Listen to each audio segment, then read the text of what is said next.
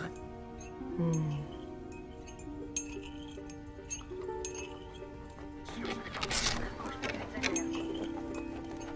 Tu es terrifiée. Oh, tu penses que c'est ta faute?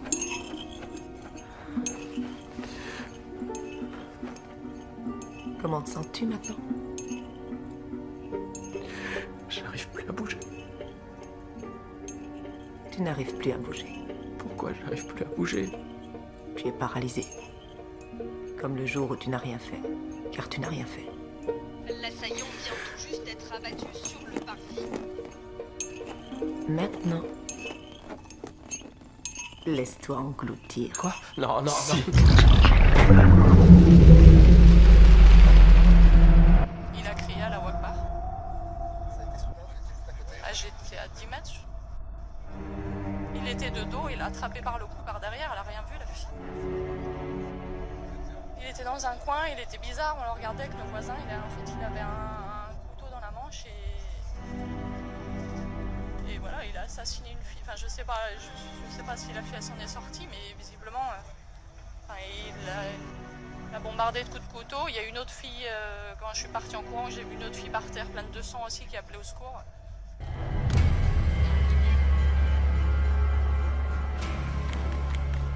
Salut, je m'appelle Chucky. Tu veux jouer? Pour ce qui est de l'agresseur, Guillaume, pas évident pour les enquêteurs d'établir son profil. Non, la seule certitude, c'est qu'il s'agissait d'un étranger en situation irrégulière, mais ce matin encore, son nom, son âge et sa nationalité ne sont pas clairement établis. Pourtant, ces 12 dernières années, il a déjà été arrêté au moins 8 fois par la police. Quoi? Il a eu affaire à la police une demi-douzaine de fois à Toulon, Marseille, Fréjus ou Menton, la plupart du temps parce qu'il était sans papier. Tu te fous de ma gueule ou quoi? Et avec ses fausses identités déclarées, impossible de l'expulser du territoire. Putain, complètement à la masse. Ok. Je vais t'expliquer un petit truc pour que tu comprennes bien. C'est pourquoi j'ai décidé qu'en novembre prochain, nous sortirons de l'état de droit. Mais avant cela... Et je me tiens là, juste devant toi. Il était dans un coin, il était bizarre, on le regardait avec nos voisins, il avait un couteau dans la manche. Et à la main, j'ai un scalpel, vachement bien aiguisé. Mais moi, je m'en bats les couilles. Peu avant 23h hier soir, le groupe État islamique a revendiqué dans un communiqué l'attaque au couteau. Maintenant, je peux être moi. Et moi. Et moi aussi. Et théoriquement, je peux être n'importe qui ou n'importe quoi avec 2 jambes et une main pour poignarder mes victimes. Ou on fait des torches vivantes, ou bien les éviscère. Et dire que tout ça est vraiment arrivé. Il a crié à la Wakbar. Ok, la vieille. Tu sais quoi? T'es la prochaine. Te barre pas, je reviens tout de suite. A été interpellé, c'était pour un simple vol à l'étalage il y a 3 jours seulement à Lyon, la ville du ministre de l'Intérieur. Pour ce petit larcin, il a été remis en liberté. A été interpellé, c'était pour un simple vol à l'étalage il y a 3 jours seulement à Lyon, la ville du ministre de l'Intérieur. Pour ce petit larcin, il a été remis en liberté. Putain, complètement à la masse. Là, à savoir si c'est l'hypnose qui les transforme en esclaves, je peux pas dire. Mais le truc dont je suis sûr, c'est qu'ils ont déjà 2 frères qui nous sont connus. Et qu'il peut y avoir plein d'autres frères inconnus qu'ils ont chopés. C'est quoi votre plan?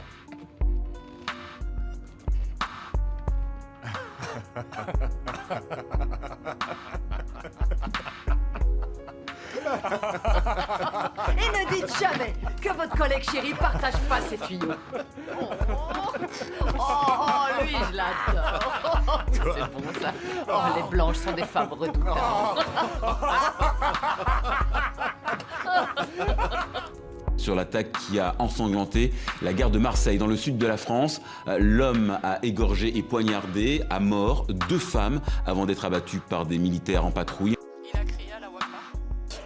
L'attaque à l'arme blanche s'est déroulée ici, sur ce parvis, vers 13h45. Parce qu'un homme armé d'un couteau a attaqué 2 passantes avec un couteau. Il a crié à la Wakbar, il a poignardé l'une de ces femmes et il a égorgé l'autre femme. Les 2 sont décédés.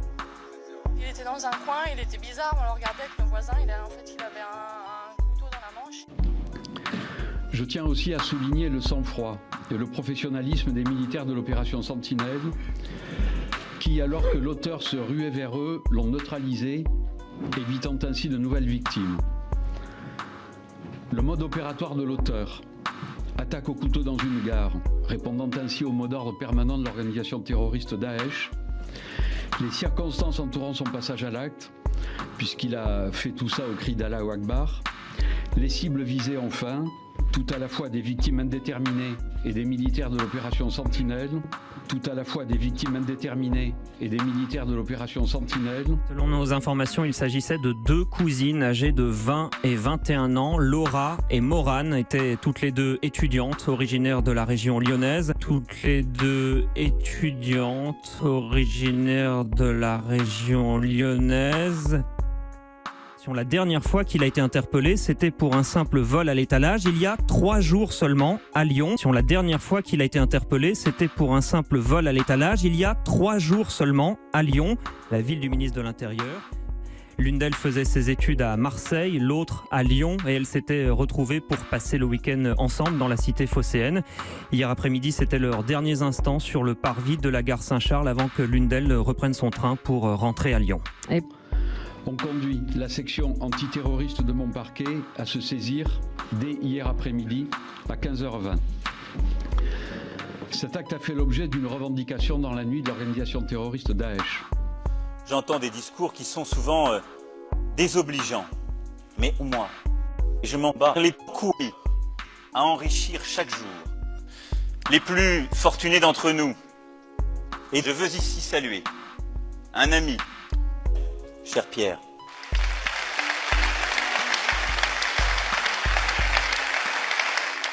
Mais en même temps, je veux qu'on divise par 2 le pouvoir d'achat de tous les Français, qui doivent être un peu plus que des consommateurs, car vous pouvez être tout à la fois et des consommateurs et des produits du XXIe siècle. Et en tant que ministre, je suis celui qui a augmenté partout les prix de chacune et chacun des Français.